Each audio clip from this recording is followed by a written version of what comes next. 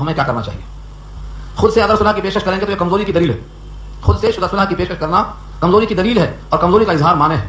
ہاں اگر وہی صلح کی پیشکش کریں تو ہمیں حکم دیا جا رہا ہے کہ امیر چاہیے کہ مصلحت کو دیکھ کر صلح کر لے. یہ ہے مضمون اس آیت کا. وَإِن جَنَحُوا لِلسَّلْمِ سلم اور انفال 10واں پارہ آیت نمبر 66 پر گفتگو ہماری ختم ہوئی تھی گزشتہ ہفتے میں. یہاں سے آخری حصہ ہے سورہ انفال کا جس میں بڑے اہم مضامین آ رہے ہیں.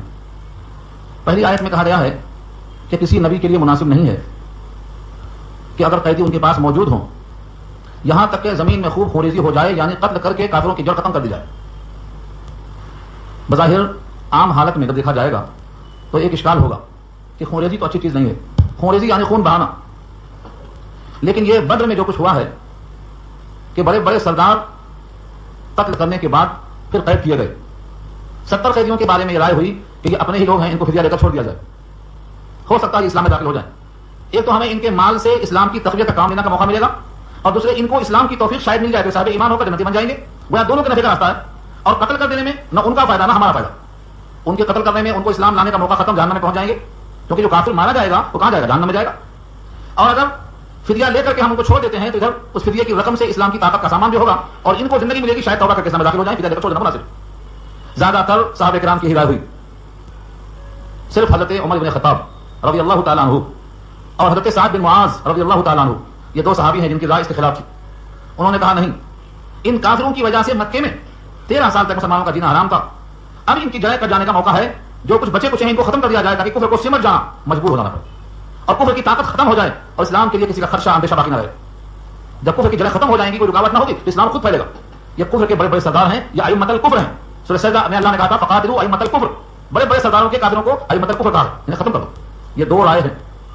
پہلی رائے نبی صلی اللہ علیہ وسلم نے قبول کر لیا کیونکہ اکثریت تھی اور دوسرے نبی صلی اللہ علیہ وسلم کی صحابہ ذات رحمت میں شفقت نظر آیا کہ ان کافروں پر ترحم یہی ہے کہ ان کو مزید جینے کا موقع دو شاید اسلام میں آ جائیں اور غریبوں کو اس مال فدیہ سے کچھ غربت کے دور کرنے کا موقع ملے گا. دو پر رحمت و شفقت نظر آئی تو آپ نے فدیہ لے کر چھوڑ دینے کا فیصلہ کر لیا.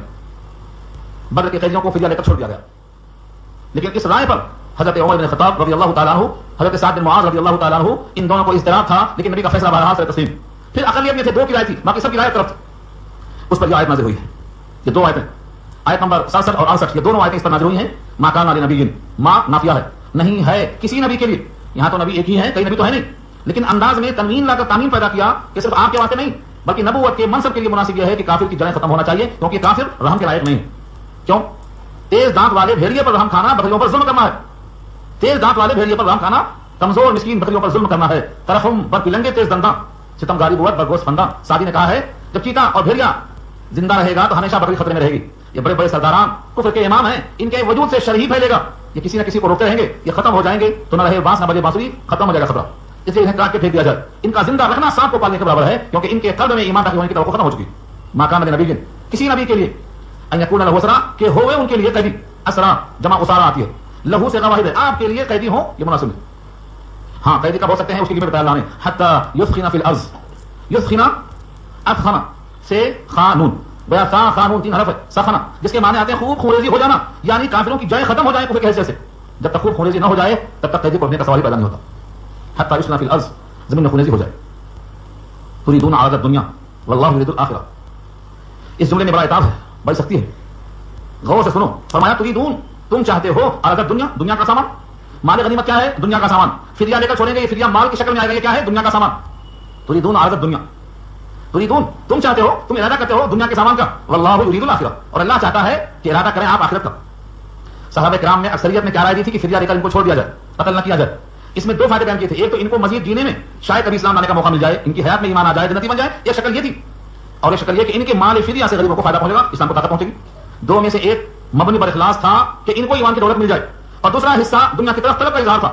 اللہ نے اس عتاب کے موقع پر پہلے حصے کو حذف کر دیا ذکر تک نہیں کیا یہ بتانے کے لیے کہ صحابہ کے اخلاص ان کی للہیت ان کی تقوی کے خلاف یہ ہے کہ ان کی نیت میں 2 چیزیں مل کر آئیں. دنیا بھی اور آخرت بھی دونوں مل کر سامنے آئے. یہ اللہ کو پسند نہیں ہے اس حصے کو اکثر حذف کر دیا اور یہ کہا کہ تم دنیا کا سامان چاہتے ہو اور اللہ چاہتے ہیں آخرت. یہ ایک اشکال اور ہوتا ہے وہ عربی لحاظ سے فنی لحاظ سے عقائد کے لحاظ سے کوئی سوچ سکتا ہے. تريدون عرض الدنیا میں تم ارادہ کرتے ہو دنیا کے سامان کا. واللہ یرید الآخرہ اور اللہ ارادہ کرتے ہیں آخرت کا. اور اللہ کی شان یہ ہے کہ جب وہ ارادہ کرتے ہیں تو کرتے ہیں اور اللہ کے ارادے کو کوئی ٹال نہیں سکتا. فعال لما یرید اللہ کی شان ہے. فعال صيغہ مبالغہ ہے. لما یرید جو وہ ارادہ کرتے ہیں کر گزرتے ہیں. جب اللہ کا ارادہ آخرت کا تھا اور ارادہ کرنا فعل کے کرنے سے پہلے ظاہر ہوتا، ارادہ پہلے فعل بعد میں، اور اللہ جو ارادہ کرتے ہیں اس کے خلاف نہیں ہو سکتا، اللہ کے ارادے کے خلاف کوئی کر نہیں سکتا. کہتے ہیں صرف مشاکلت لفظی ہے، کیونکہ ادھر تو یہ دنیا کا لفظ تھا، تو آخرت نہیں دنیا چاہتے ہو، اس لفظ کے مقابلے میں اللہ نے یہ استعمال کر دیا ہے، ورنہ حقیقت میں اللہ جو ارادہ کرتے ہیں وہی ہوتا ہے. یہ مشاکلت لفظی کہلاتا ہے، مشاکلت لفظی. جیسے ادھر مکر استعمال ہوا، ادھر بھی مکر آئے گا. مکرو مکرن و مکرنا مکرن، انہوں نے مکر کیا تو ہم نے مکر کیا، حالانکہ ہمارا مکر کرنا اس معنی میں نہیں ہے، کیونکہ اللہ کے لیے لفظ مکر بولنا استعمال کرنا یہ ہے خفیہ تدبیر کے معنی میں. تو یہاں پر لفظی مشاکلت پائی جاتی ہے. جیسے کہا پہلے بارے میں یخادعون اللہ و خادعوہم، وہ اللہ کو دھوکہ دیتے ہیں، اللہ ان کو دھوکہ دیتا ہے. دھوکہ دینا معلوم ہے، وہاں مراد ہے لفظی مشاکلت. یہ اللہ کو دھوکہ دیتے ہیں، حالانکہ اللہ کو دھوکہ دے نہیں سکتے کیونکہ وہ باخبر ہے، لہذا اس دھوکے کا وبال ان پر نہیں پڑے گا. اس معنی کا فرمایا کہ اللہ ان کو دھوکہ دیتے. تو یہاں لفظی مشاکلہ، تم دنیا کی کیفیت، دنیا کے اسباب، دنیا کے لوازمات چاہتے ہو اور اللہ چاہتے ہیں آخرت کو. ایک فیصلہ ہوا، بات ختم نہیں ہو گئی. آگے فرمایا واللہ عزیز حکیم، اللہ غالب ہیں، حکمت والے ہیں. یعنی جو فیصلہ کرتے ہیں اس کو نافذ کرنے کا، غلبہ کرنے کا اور اس کو مسلط کرنے کا اختیار رکھتے ہیں، کیونکہ عزیز وہ ذات ہے جس کا فیصلہ کوئی ٹال نہیں سکتا. اور حکیم کا اشارہ کر دیا، ہمارے قول میں جو حکم ہے یہ حکمت سے بھرا ہے، تمہارے واسطے نفع ہوگا دنیا میں بھی اور آخرت میں بھی. یہ بات کہہ کر ابھی حرف آخر نہیں ہوا. آگے ان صحابہ پر جنہوں نے فدیہ لے کر چھوڑ دینے کی بات کی تھی، اکثریت جن کی بات کو نبی شفقت نے مان لیا اس لیے کہ شاید ان کو ایمان کا موقع مل جائے اور مسلمانوں کی غربت پر نگاہ فرمایا کہ شاید ان کی حالت درست ہو جائے. اس پر جو اتاب نازل ہوا ہے وہی الفاظ میں دیکھو، لولا کتاب من اللہ سبق لمسکم فیما اخذتم عذاب عظیم. پورے قرآن کریم میں مسلمانوں کے لیے عذاب عظیم تلاش کرنے نہیں ملے گا. یہاں اللہ کا جلال اس درجہ ہے، فرمایا اگر یہ بات نہ ہوتی، لولا اگر یہ بات نہ ہوتی. لولا کیسا لفظ ہے؟ لولا کو سمجھو پہلے پھر آگے چلتا ہوں. لولا علی لہلک عمر، ایک مسئلہ مشہور ہے، لولا کو سمجھانے کے لیے عرض کرتا ہوں. حضرت عمر نے ایک عورت کو سنسار کرنے کا فیصلہ کر دیا تھا، وہ عورت حاملہ تھی. حضرت علی نے فرمایا کہ بچے کا کیا قصور ہے جو مر جائے گا. غلطی عورت کی ہے لیکن بچے کا قصور کیا ہے؟ حضرت عمر نے حضرت علی کے رائے مان کر فیصلے کو تبدیل کر دیا کہ جب تک وضع حمل نہ ہو جائے تب تک سنسار نہیں کیا جائے گا. اور فرمایا اس جملے پر لولا علی لہلک عمر، اگر علی نہ ہوتے تو عمر ہلاک ہو جاتے، فیصلہ غلط ہو جاتا. تو پہلا اگر نہ ہوتا تو دوسرا نتیجہ ظاہر ہوتا، کیونکہ علی تھے لہذا میں ہلاکت سے بچ گیا. تو لولا ایسے موقع پر استعمال ہوتا قرآن کریم میں، لولا ایسے موقع پر استعمال ہوتا ہے. لولا کتاب من اللہ، اگر یہ بات نہ ہوتی کہ کتاب میں لکھا ہوا تھا اللہ کی طرف سے. کتاب سے مراد مکتوب، لکھا ہوا. کتاب مصدر ہے اور مصدر کبھی فاعل کے معنی میں آتا، کبھی مفعول کے معنی میں آتا. کتاب بمعنی مکتوب. اگر یہ بات نہ ہوتی کہ لکھا ہوا ہوتا اللہ کی طرف سے، سبقہ یعنی پہلے ہی سبق کر چکا ہے وہ لکھا ہوا جملہ، لمسکم تو تم کو پہنچ کے رہتا، مسا چھو کے رہتا، ٹچ کر دیتا تم کو. کیا عذاب عظیم اس کا فاعل ہے، بعد میں آ رہا ہے فیما اخذتم، اس وجہ سے جو تم نے لے لیا. کیا لے لیا؟ مال غنیمت نہیں، فدیہ لے لیا. فدیہ لے کر ان کو چھوڑ دیا. فدیہ لے کر ان کو چھوڑ دینے کی وجہ سے تم کو عذاب عظیم آ جاتا. اگر یہ بات نہ ہوتی کہ کتاب اللہ میں پہلے سے لکھا ہوا تھا کہ ان کے لیے مال غنیمت بھی اور فدیہ کا مال بھی حلال ہونے والا ہے، یہ اگر نہ لکھا ہوا ہوتا تو تمہاری اس حرکت پر عذاب اللہ کی طرف سے آ جاتا. کیونکہ یہاں دو مسئلہ سمجھ لو، اب تک مال غنیمت حلال نہیں تھا، ساری قوموں میں مال غنیمت کو آگ آسمان سے آتی کھا جاتی، یہ جہاد کے مقبول ہونے کی دلیل ہوتا تھا. یہ پہلا اتفاق ہے کہ مال غنیمت حلال ہونے جا رہا ہے، اور یہ اسلام کی پہلی جنگ ہے. اس سے پہلے تک مال غنیمت نہ تقسیم ہوا تھا، نہ اس کے احکامات آئے تھے، نہ لوگوں کو معلوم تھا. یہ پہلا اتفاق ہے. نہ مال غنیمت کا موقع آیا تھا، نہ فدیہ لے کر چھوڑنے کا موقع آیا تھا. یہ پہلا اتفاق ہے. تو اللہ کے پاس پہلے سے لکھا ہوا تھا کہ اس امت کے لیے ہم کچھ آسانیاں دیں گے، کم سے کم 5 چیزوں میں. ان 5 میں سے ایک چیز یہ ہے، اس امت محمدیہ کے خصوصیات میں 5 چیزیں ہیں جو کسی امت کو حاصل نہیں تھی. ان 5 میں سے ایک یہ ہے کہ مال غنیمت ان کے لیے حلال ہونے والا ہے. جو بھی مجاہدین ہیں وہ جمع کریں گے، تقسیم ہوگی، حلال ہوگا. یہ بات ہے، اسی واسطے اس عمل پر عذاب نہیں آیا. ابن عباس فرماتے ہیں نبی صلی اللہ علیہ وسلم نے ارشاد فرمایا کہ اللہ کی طرف سے عذاب آ چکا تھا، عذاب قریب تھا، لیکن دو رائے اتنی سخت تھی حضرت عمر کی، حضرت سعد بن معاذ کی، کہ اللہ کی طرف سے یہ عذاب واپس چلا گیا. اور فرمایا اگر وہ عذاب آ جاتا تو سوائے ان 2 کے اور کوئی بچنے والا نہیں تھا. اسی آیت پر لکھا ہے قرطبی نے، ابن کثیر نے، جلالین نے، یہ 2 صحابی کے سوا کوئی بچتا نہیں تھا، مگر چونکہ یہ لکھا ہوا تھا کہ اس امت کے لیے حلال ہم کرنے والے ہیں تو یہ عمل خدا کے لکھے ہوئے کے مطابق ہو گیا. اگرچہ ابھی اتنا نہیں آئی تھی، حکم نہیں آیا تھا، قبل از وقت ہو گیا. بس یہ ہے تلخی کی وجہ. فرمایا کہ تمہارے اوپر اللہ کا عذاب اگر آتا تو عذاب کیسا ہوتا؟ عظیم، عذاب عظیم، بڑا عذاب ہوتا. ادناسی کوتاہی، ادناسی اجرت بازی، جس کی بنا پر نتیجہ یہ نکلتا تھا. لیکن ابھی یہ مسئلہ ختم نہیں ہوا. دل میں خیال آیا ٹھیک ہے اب تو عذاب نہیں آئے گا اور حکم نازل ہو گیا، لیکن اب یہ مال غنیمت کو کیا کیا جائے؟ یہ تو مخمصے کرنا پڑ گیا. دل میں تشکیک پیدا ہو گئی. اللہ نے اس کو واضح کر دیا فکلوا، اب کھاؤ، مما غنمتم، جو کچھ تم نے مال غنیمت میں حاصل کیا ہے، حلالا طیبا، حلال بھی ہے پاکیزہ بھی ہے. اب حکم آ چکا ہے، اب اسے کھانے میں کوئی خرابی نہیں ہے. واتقوا اللہ، اور اللہ سے ڈرتے رہو تجاوز کرنے میں. ان اللہ غفور رحیم، بے شک اللہ مغفرت کرنے والے، رحم کرنے والے ہیں. مغفرت اشارہ یہ ہے کہ جو کچھ ہو چکا اس کو معاف کر دیا، اور رحیم یہ ہے کہ تمہارے واسطے حلال کر دیا جو تک حلال نہیں ہوا تھا. کھاؤ، فیصلہ اللہ کی طرف سے. یہاں رک کر کے ایک علمی بحث باقی رہ جاتی ہے، وہ یہ ہے کہ فدیہ دے کر چھوڑ دینا، یا فدیہ کے بغیر چھوڑ دینا، یا قیدی بنا کے رکھ لینا، یا قتل کر دینا. 4 شکلیں ہو سکتی ہیں قیدیوں کے ساتھ. کسی بھی جنگ میں اگر مسلمان غالب آئے تو 4 شکلیں ہو سکتی ہیں. جو بھی پکڑے گئے ان کو قتل کر دینا، یا قیدی بنا دینا، یا فدیہ لے کر چھوڑ دینا، یا بلا فدیہ کے چھوڑ دینا. یہ 4 شکلیں ہو سکتی ہیں. 5ویں کوئی شکل نہیں. ان کے بارے میں سورہ محمد پارہ 26 کی آیت آنے والی ہے. فإما من بعد وإما فداء حتى تضع الحرب أوزارها. یہ آیت سورہ محمد 26 میں انشاءاللہ آئے گی. اس میں واضح کیا اللہ نے کہ پس اب غلبہ پانے کے بعد یا تو احسان کر دو, من کے معنی احسان یعنی چھوڑ ہوئی, وإما فداء یا فدیہ لے کر چھوڑ دو. یہ دو آیتیں جو یہاں آئی ہیں سورہ محمد کی آیت سے یہ منسوخ ہیں یا اس آیت سے سورہ محمد کی آیت منسوخ ہے. مفسرین کی دو رائے اس میں ہیں. پہلا قول یہ ہے کہ سورہ محمد کی آیت سے سورہ انفال کی آیت کینسل ہے, منسوخ ہے. دوسرا قول یہ ہے سورہ انفال کی آیت سے سورہ محمد کی آیت منسوخ ہے. اور تیسرا قول یہ ہے نہ یہ منسوخ ہے نہ وہ منسوخ ہے, بلکہ دونوں کا دو حالتوں پر محمول کیا جانا ممکن ہے. اور وہ یہ ہے حتی یسکن فی الارض, یہاں پر موجود ہے, اور وہاں کیا ہے حتی تضع الحرب اوزارها. دونوں کے معنی ایک ہیں, جب تک جنگ اپنے کندھے نہ گرا دے, جب تک جنگ اپنے ہتھیار نہ ڈال دے, یعنی جب تک شکست فاش نہ ہو جائے باطل کی, تب تک تمہیں قیدی بنانا جائز نہیں ہے. جب شکست فاش ہو گئی تو اب تم قیدی کو یا تو قتل کر دو یا قید میں رکھ لو یا فدیہ دے کر چھوڑ دو یا بغیر فدیہ کے چھوڑ دو, تم کو اختیار دیا گیا. ائمہ اربع ان کی رائے یہ ہے کہ قتل کرنا بھی جائز ہے امام کی ثوابید پر, اور ان کو قیدی بنانا بھی جائز ہے امام کی ثوابید پر. فدیہ لے کر چھوڑا جا سکتا ہے مخصوص حالات میں, ہاں بلا فدیہ لے کر چھوڑے کبھی بھی جائز نہیں ہے. اس وقت کا حکم جو آیا تھا سورہ محمد کا کہ فدیہ لیے بغیر چھوڑ دو, ایک مخصوص حالت کی بنا پر تھا. اب یہاں سے واقعات میں عرض کرتا ہوں ان دونوں آیتوں کی روشنی میں کہ کیا حالات پیش آئے تھے. غزوہ بدر کس سے ہوئی تھی, کون لوگ تھے جو مکے سے ہجرت کر کے مدینہ آئے تھے؟ یہ مہاجرین اور ان کا تعاون کرنے والے انصار, یہ دونوں مسلمان. ان کے تمام رشتہ دار کہاں تھے؟ مکے میں تھے. ایک طرف باپ, ایک طرف بیٹا, ایک طرف ماموں, ایک طرف بھانجا, ایک طرف بھتیجا, ایک طرف بھانجا. اس طرح جنگ ہوئی آپس میں. کتنی قرابتاریاں تھیں. خود نبی کریم صلی اللہ علیہ وسلم کے چچا حضرت عباس بدر کے قیدیوں میں پکڑ کے لائے گئے. حضور کے سب سے پہلے سب سے بڑے داماد حضرت ابو العاص زینب کے شوہر پکڑ کے گرفتار کر کے لائے گئے. اس سے بڑی مثال کیا دے سکتا ہوں میں آپ کو. حضور پاک کے داماد ابو العاص لائے گئے. ان کو چھڑانے کے لیے فدیہ کون دے گا؟ ابو العاص جن کی بیوی زینب ہے. اور زینب نبی کریم صلی اللہ علیہ وسلم کی پہلی صاحبزادی ہیں, پہلی بڑی صاحبزادی زینب. نبی صلی اللہ علیہ وسلم کی صاحبزادیوں میں سب سے بڑی کون ہے؟ زینب ہے, رقیہ ہیں, ام کلثوم ہیں, فاطمہ ہیں. حضرت فاطمہ حضرت علی کے ساتھ ہیں, رقیہ ام کلثوم عثمان غنی کے ساتھ ہیں, اور زینب ابو العاص کے ساتھ نکاح کی گئی تھی. زینب کا نکاح ابو العاص سے ہوا تھا, حالانکہ وہ کافر تھے. اس وقت نکاح کافروں سے جائز تھا. کافروں سے نکاح کرنے کا حکم جو منع ہوا ہے بعد میں آیا. نبی صلی اللہ علیہ وسلم کے داماد بھی قیدی ہیں, چاچا بھی قیدی ہیں. ان کو اگر شفقت کی نگاہ سے دیکھیں گے تو رشتہ نظر آئے گا. اور اگر یہ دیکھیں گے کہ انہوں نے اسلام کے خلاف تلوار چلایا, اللہ کی وحدانیت کے خلاف شرک کی تائید میں کھڑے ہو کر تلوار چلایا, کیا دن میں آئے گا؟ حضرت عمر وہ دیکھتے تھے یہ مشرک ہے, یہ خدا کا دشمن ہے, اس نے وحدانیت کے خلاف شرک کی تائید میں تلوار چلایا, گردن مار دو. ادھر دیکھتے تھے کہ نہیں یہ حضور کے داماد ہیں, یہ حضور کے چاچا ہیں, یہ ہمارے ماموں ہیں, یہ فلاں کے خالو ہیں, لہذا ان کو چھوڑ دو, شاید آج نہیں کل اسلام میں آ جائیں. اسلام میں آ جائیں گے تو ان کو جنت ملے گی, ان کو جینے کا سامان ملے گا, اور مار بھی جائیں گے, جانے پہنچ جائیں گے. یہ دو سے دیکھو. حضرت عباس کو بلایا گیا, کہاں فدیہ دے دو. ان کی جیب میں جو گنیاں تھیں, گنیاں کہتے ہیں سونے کے سکے کو, کافروں کی تائید کے لیے 700 گنیاں لے کر تشریف لائے تھے حضرت عباس جنگ میں.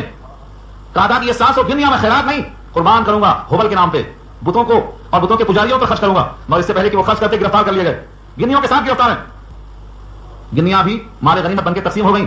حضور نے کہا اب اپنا فدیہ دو نکال کے. انہوں نے کہا 700 گنیاں جو میری چھینی گئی ہیں اسی کو فدیہ مان لیا جائے گا, وہ تو مال غنیمت میں شامل ہو گئی.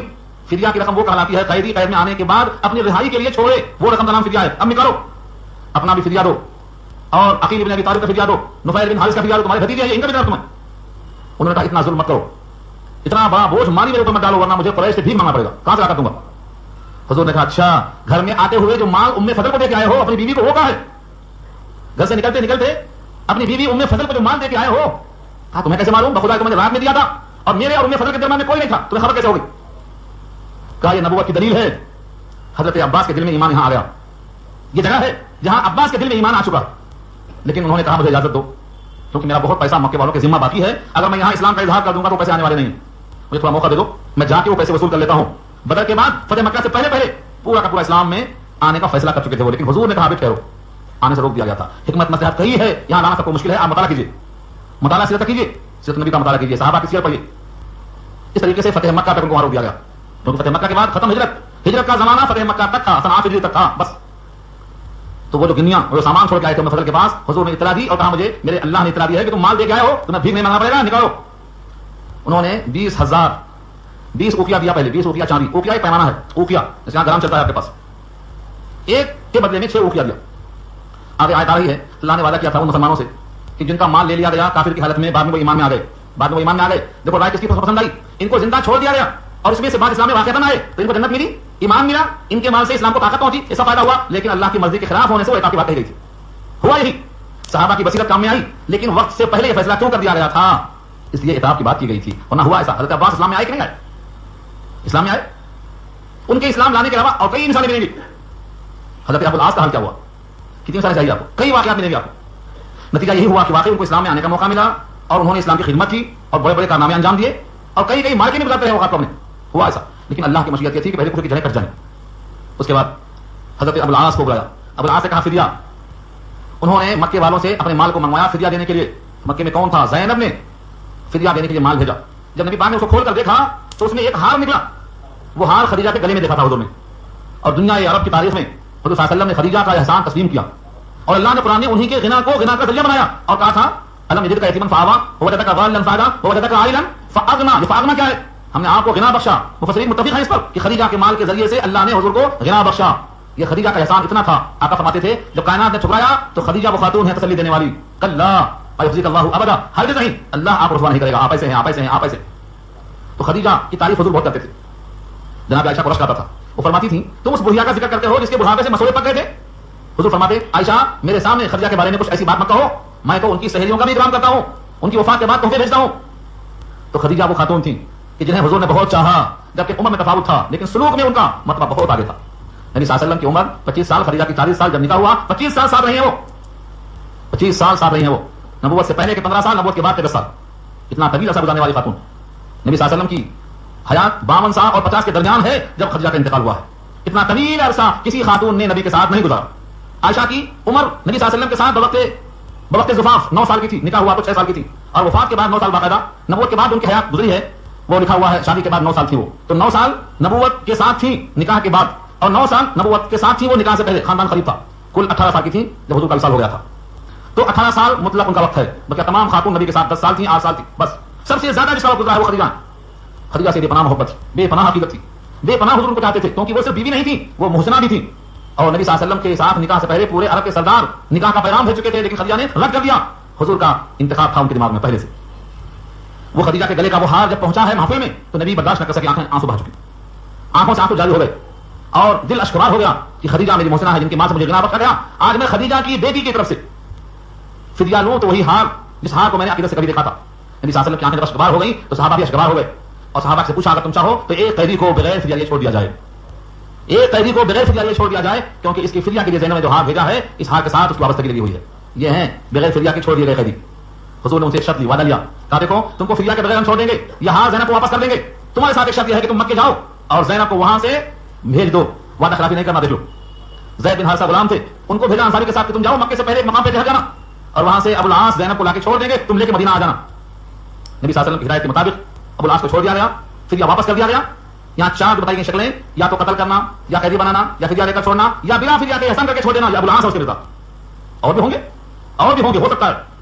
اس کے لیے آپ سیرتیں پڑھیے, اسد الغابہ فی معرفت الصحابہ, سیرت حلبیہ, صحابہ کی سیرت پڑھیے, اندازہ ہوتا. اس کے بعد وہاں سے جب نکلے ہیں ابو العاص زینب کو لے کر چلنے لگے تو مکے والے تو ہارے ہوئے تھے, غم خوردہ تھے. انہوں نے کہا ایسا کیسا ہمارے سامنے لے کے جائیں گے آپ؟ حبارہ ایک کافر کا نام تھا, اس نے کہا میں جانے دوں گا, تیر چلانا شروع کر دیا, ختم کر دوں گا مار کے. دوسرے تیسرے کئی لوگ پہنچ گئے. وادی کا سردار ابو سفیان اس وقت تک کافر تھے, سن 8 ہجری میں اسلام میں آئے, اس وقت کافروں کے سردار تھے. انہوں نے کہا دیکھو تمہیں ہمارا غم معلوم ہے, ابو العاص تم اس کو لے کر جاتے ہو نبی کے خاندان میں جوڑنے کے واسطے, ہم زخم خوردہ ہیں, شکست خوردہ ہیں, ہمارے زخم پر نرم ڈالو. ہاں رات کی تنہائی میں چپکے سے نکلنا ہے تو نکل جاؤ, بس محفل لوگوں کے سامنے ہمارے غیر کے خلاف ہے, ہم اس کو برداشت نہیں کر سکتے. ابو العاص رک گئے. 2 رات کے بعد تنہائی من کو بھیجا اور زینب اس طرح سے مکہ چھوڑ کر مدینہ تشریف لائیں. ابو العاص نے اپنا وعدہ پورا کیا. دیکھو کافر بھی اپنا وعدہ پورا کرتا تھا. ایسی حالت میں ہم مسلمان ہیں, وعدے سے مکر جاتے ہیں ذرا سا مال کے لیے, یاد رکھو یہ بہت اہم نمونہ ہے آپ کے لیے. تو وعدے کو پورا نہ کرنا یہ کرامت و شرافت کے خلاف ہے. کریم وعدہ پورا کرتا ہے. یہاں 4 شکلیں بتائی گئی. ابو العاص کا یہ واقعہ ہوا, حضرت عباس کا واقعہ ہوا. تو حضرت عباس کے ساتھ یہ حالات پیش آئے. آگے آیت آ رہی ہے, میں تشریح کر دوں تاکہ وہاں سمجھ آ جائے. جن لوگوں کو قید بنا کر چھوڑا گیا تھا, قیدیوں کے بعد چھوڑ دیا گیا تھا, اللہ نے دیکھا کہ ان سے مال لیا گیا, انہوں شکست خوردہ ہیں, ان کے دل میں مال کے ضائع ہونے کا, شکست کے ہو جانے کا بڑا غم تھا. تسلی دی اللہ نے. ان سارے قیدیوں سے کہا دو اے محمد صلی اللہ علیہ وسلم, یہ کہا دو کہ اگر تمہارے دل میں خیر ہے, تمہاری نیت خالص ہے, تم میں ذرہ برابر اچھائی ہے, یعنی ایمان کے آنے کی امید ہے, تو تم کو اللہ ایمان بھی دیں گے, ایمان کے بدلے میں صادقہ تمام گناہ معاف بھی کر دیں گے, آئندہ مغفرت کا جنت کا وعدہ بھی کریں گے, اور جتنا مال چلا گیا ہے اس سے کئی گنا تمہیں بڑھ کے بھی دیں گے. حضرت عباس کہتے تھے مال کا بڑھنا جو وعدہ تھا یہ تو میں نے آنکھوں سے دیکھ لیا ہے, اب انشاءاللہ مغفرت کا وعدہ دیکھنا باقی ہے. یہ عباس کہا کرتے تھے. کیسے کہا 20,000 درہم تقریباً میرا لگا تھا فدیہ دینے میں, اور آج میرے 20 غلام کاروبار کر رہے ہیں, اور کسی غلام کی کاروبار کی مالی حیثیت 20,000 درہم سے کم نہیں ہے, 20,000 درہم سے کم نہیں ہے. اور بخاری میں ایک واقعہ بتا, مال بہرین تقسیم ہوا, مال بہرین. نبی صلی اللہ علیہ وسلم نے کہا کہ ٹھیک ہے جس کو آنا ہے آؤ لے کے جاؤ, بانٹتے رہے. حضرت عباس چاچا ہیں اور پھر اب تو اسلام میں آ گئے تھے, بہرین کا مال تقسیم ہوا تو اسلام میں آ گئے تھے. جب دیکھا کہ مال ڈھیروں بڑا ہے, چاچا سامنے کھڑے ہیں, تو چاچا کو اٹھا کر دیا نہیں, کہا ڈالو جتنا ڈالنا ہے, یہ رکھا ہوا مال, یہ وعدہ ہے تو یہاں وعدہ کیا تھا اللہ نے, جتنا ڈالنا ہے ڈالو. وہ درہم و دینار کو بھر دیا, اتنا بھر دیا. بخاری کے الفاظ ہیں کہ تنہا اسے نہیں اٹھا تھا. انہوں نے کہا اے محمد صلی اللہ علیہ وسلم, کسی ساتھی سے کہو اٹھا دیں اس کو, اٹھوا دے میرے کندھے پہ. حضور نے کہا یہ ہمارے اصول کے خلاف ہے, آج اتنا ہی لینے کا پرمیشن دیا جائے گا کہ تم لے کر جا سکو. یہ بدلا دیکھا آپ نے. انہوں نے کہا اچھا ٹھیک ہے, اگر آپ کسی سے نہیں کہا کہ اٹھوانے کے لیے تو تمہارا چاچا ہوں میں, تم اٹھوا دو. اللہ اکبر. بخاری میں کتاب المغازی دیکھو, خود اٹھا دو. آپ نے کہا نہیں ہو سکتا یہ, کیونکہ یہ آج تقسیم میں بات ہے کہ اتنا دیا جائے گا جتنا آپ اٹھا سکیں. راوی کہتے ہیں تھوڑا انہوں نے اس میں سے کم کیا, بدلے نہ خاصا, دل نہیں چاہ رہا تھا, لیکن تھوڑا سا نکال کے اس کو کم کیا. اس کے بعد گوشت کو باندھا, اٹھا کے کندھے پہ رکھا تو کمر میں ان کے لچک آ گئی جھکنے کی. الفاظ ہیں کاہل کہتے ہیں موڑے کو, جب موڑے پہ رکھا ہے تو اس وزن کی بنا پر جیسے آدمی وزن کو لے کے تھوڑا سا لگ جاتا ہے, ایسا محسوس ہوا ان کے لے کر جاتے ہوئے رہنے کو کر دیا رب کریم نے. اب آخری وعدہ مقرر کر دینا باقی ہے. یہ ہے اللہ کے وعدے. ان وعدوں پر صحابہ کو یقین حاصل ہو گیا تھا. اللہ تعالی ہم کو بھی وعدوں پر یقین نصیب فرمائے. اس کے بعد فرمایا یا ایھا النبی, اے نبی صلی اللہ علیہ وسلم, قل کہہ دیجیے, لمن فی ایدیکم من الاسرى, قیدیوں میں سے جو تمہارے ہاتھ میں ہیں ان سے کہہ دیجیے. یہی قیدی مراد ہیں, بدر والے قیدی. ان قیدیوں کے ساتھ اور بھی کئی واقعات ہیں, بڑے دلچسپ ہیں. اس میں سے ایک واقعہ میں چھوڑ رہا ہوں ابھی انشاءاللہ, وہ سورۃ توبہ کے آخر میں آئے گا. وہ کیا ہے؟ حضرت عباس بہت لمبے تھے, کچھ کرتا کسی کا ان کے جسم پر نہیں آتا تھا. کسی نے کہا ایک شخص ہے جو اتنا ہی لمبا ہے, اس کا کرتا شاید آ جائے. عبداللہ ابن ابی ابن سلول جو منافقوں کا سردار تھا, عبداللہ تو پکے مسلمان تھے, ان کے ابا کا حال یہ ہے, ذرا لمبے تھے, انہیں کا کرتا عباس کے جسم پر آیا تھا اور بدر میں انہوں نے دیا تھا. اس کرتے کا احسان حضور نے اس وقت چکایا جب عبداللہ ابن ابی کا انتقال ہوا اور ان کے بیٹے بلانے آتے آئے تو آپ تشریف لے گئے. اپنا کرتا نکال کر عبداللہ ابن ابی ابن سلول کو دیا اور منہ میں لعاب دہن ٹپکایا اور قبر میں اتر کر اپنے ران پر ان کے سر کو رکھا. یہ سارے کیوں کیا؟ وہ صحابی جو عبداللہ تھے, ان کے بیٹے پکے صحابی, ان کی دلجوئی کی خاطر کیا.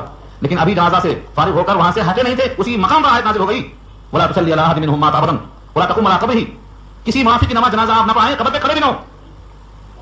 تفصیلی واقعہ سورۃ توبہ میں انشاءاللہ آئے گا. یہ بھی غزوہ بدر سے متعلق قصہ تھا. اس قسم کے بے شمار واقعات وہاں آئے ہیں, لیکن اللہ تفصیل دیتے ہیں کہ دیکھو ترغیب ہے, اللہ تمہارے اندر خیر ہے. ان یعلم اللہ فی قلوبکم خیرا, اگر اللہ جان لے کہ تمہارے دل میں خیر ہے, اللہ تو سب جانتے ہی ہیں, بتانا یہ ہے اگر تمہارے اندر اخلاص ہے, تم سچے انسان بننا چاہتے ہو تو سنو اللہ کے بارے, یؤتکم خیرا مما اخذ منکم, تم سے جو لیا گیا ہے اس سے بہتر تم کو دیتے رہیں گے. کیا کیا بہتر دیں گے؟ ویغفر لکم, تمہاری مغفرت کریں گے. اشارہ یہ ہے کہ جب اسلام میں ایمان کے ساتھ آدمی آتا ہے تو اسلام میں آنے سے پہلے کے تمام گناہ اللہ معاف اور مغفرت کر دیتے ہیں. الاسلام یہدم ما کان قبلہ, کتنے گناہ کیے ہوں گے, کفر کی وجہ سے کتنے گناہ کیے ہوں گے, کافر تھا, نہ حلال معلوم نہ حرام معلوم, سب کرتا چلا گیا. اسلام میں آنا اتنا اچھا عمل ہے کہ سب کا تمام گناہ معاف. یہ پہلا وعدہ اللہ کا. واللہ غفور رحیم, اللہ مغفرت کرنے والے ہیں, امید رکھو معاف کر دیں گے. رحیم شفقت والے ہیں, تمہارے واسطے تیار ہے مغفرت اور رحمت, بشرطے کہ ایمان والو. یہ وعدہ ہے. یہاں ایک اور خدشہ تھا کہ اگر کچھ لوگ یہاں سے واپس چلے گئے کہ ہم جا رہے ہیں مکہ, فدیہ لا کے دیں گے, یا ہم کو چھوڑ دو ہم اسلام میں داخل ہو جائیں گے, اور جانے کے بعد اسلام میں داخل نہیں ہوئے دھوکہ دیے تو کیا ہوگا؟ خدشہ پیدا ہوا نہیں ہوا؟ اس کا جواب دیا ہے وَإِن يُرِيدُوا خِيَانَتَكَ, اور اگر وہ کافر اے نبی آپ سے خیانت کرنا چاہیں فقد خان اللہ من قبل, تو اس سے پہلے تو وہ اللہ سے خیانت کر چکے ہیں. اب کیا کر رہے؟ اللہ سے خیانت کب کر چکے ہیں؟ کیا وقت تھا؟ یاد ہوگا آپ کو سورہ اعراف کے درس میں نے عرض کیا تھا, اللہ نے تمام پیدا ہونے والے انسان کی روح کو, ذریت کو آدم کی پشت سے باہر نکال کر پوچھا تھا الست بربکم, کیا میں تمہارا رب نہیں ہوں؟ سب نے کیا کہا تھا؟ ہاں کیوں نہیں, ہمارے آپ رب ہیں, ہم گواہی دیتے ہیں, ہم اقرار کرتے ہیں. مگر مکے میں انہوں نے کیا کیا؟ بت پرستی کی, شرک کیا, 300 خداؤں کو مانا, کتاب اللہ کا انکار کیا. یہ ہے فقط خان اللہ من قبل. اللہ سے وہاں عہد کیا تھا, یہاں کو کیا, مگر نتیجہ کیا ہوا؟ پکڑ کے لائے گے نہیں لائے گے؟ تو ایک بار پکڑ کے لائے جا سکتے ہیں تو دوبارہ پھر پکڑ کے لائے جائیں گے, خوف کھانے کی کوئی ضرورت نہیں. فقط خان اللہ من قبل فامکن منہم, بس اللہ نے ان میں سے ہر ایک پر تمکن بخشا آپ کو. ان کی گردن جھکی کہ نہیں جھکی؟ جب ایسے ہی خیانت کریں گے پھر جھکیں گے, پھر موقع آئے گا, لہذا بے خوف چھوڑو ان کو. واللہ علیم حکیم, اللہ علم والے اور حکمت والے ہیں. اللہ کو علم ہے کہ جڑا کیسے نہیں کریں گے, اور حکیم ہے کہ حکم میں حکمت پوشیدہ ہے کہ ان کو جانے کا موقع دیا جائے. چنانچہ اگر قتل کیا گیا ہوتا تو 70 کے 70 جہنم میں گئے ہوتے, فدیہ دے کر چھوڑ دیا گیا, بہتوں کو ایمان کی توفیق ہو گئی, بہتوں کو ایمان کی توفیق ہو گئی. جب یہی پہلو اچھا نکلا تو پھر ایسا مشورہ دینے والوں پر غصہ کیوں ہوا؟ اس لیے کہ وقت سے پہلے فیصلہ آیا تھا, وقت نہیں آیا تھا, اللہ کی طرف سے احکام نازل نہیں ہوئے تھے, اس واسطے عتاب کی بات کی گئی تھی. آگے فرمایا ہجرت کے احکام, ان الذين امنوا والذين هاجروا وهاجروا وجاهدوا باموالهم وانفسهم في سبيل الله, بے شک جو لوگ ایمان لائے, ہجرت کیا, جہاد کیا اپنے مال اور جان سے اللہ کے راستے میں. ایک شکل یہ ہو گئی, مکے سے مسلمان ستائے گئے تو نکلے, حبشہ کی طرف نکلے اور مدینہ کی طرف نکلے. پہلی ہجرت حبشہ اور دوسری ہجرت مدینہ. مدینہ میں اس وقت ہجرت کر جانا فرض تھا, جیسے آج نماز فرض ہے. فتح مکہ کے بعد ہجرت کے فرض ہونے کا حکم ختم ہو گیا, حضور کا اعلان آ گیا لا ہجرت بعد الفتح, فتح مکہ ہو گیا فتح, اب کیا بات ہجرت ہوگی؟ تو فتح مکہ آخری میں ہوا, تب تک حکم تھا ہجرت کرنے کا, فرض تھا. اور جو مسلمان ہجرت نہیں کر سکا اس کا رتبہ کم, جو ہجرت کر چکا اس کا رتبہ زیادہ ہو گیا. جیسے کوئی ایمان میں داخل ہوا بدر سے پہلے اس کے فضائل زیادہ ہیں, فتح مکہ کے بعد اسلام میں آیا اس کے فضائل کم ہیں. حضور کے سامنے آیا تو صحابی بن گیا, بعد میں آیا تو صحابیت کی شرط سے معلوم ہوا.